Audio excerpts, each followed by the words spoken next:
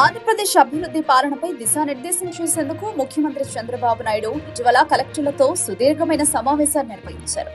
అయితే గంటల తరబడి సాగిన ఈ సమావేశంలో సీఎం క్లాస్ వినలేక కొందరు మంత్రులు పడుతున్న ఇబ్బందులు ఇప్పుడు చర్చనీయాంశంగా మారాయి. నీటిపారుదల శాఖ మంత్రి నిమ్మల రామానాయుడు మీటింగ్ లో కునుకు తీస్తూ కనిపించారు.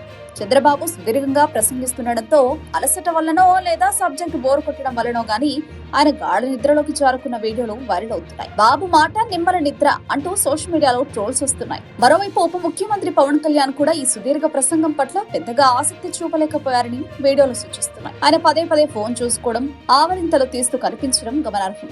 బాబు గారి సోది భరించలేక పవన్ ఇలా చేస్తున్నారంటూ నెటిజన్లు కామెంట్స్ చేస్తున్నారు. చంద్రబాబు నాయుడు సాధారణంగానే ఏదైనా అంశంపై గంటల తరబడి సమీక్ష నిర్వహిస్తుంటారు.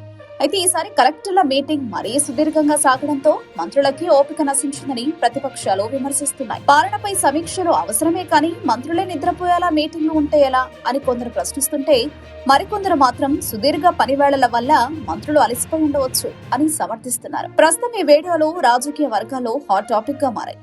ముఖ్యంగా ప్రతిపక్ష పార్టీల సోషల్ మీడియా వింగ్స్ ఈ దృశ్యాలను షేర్ చేస్తూ ప్రభుత్వంపై సెటాలు వేస్తున్నాయి.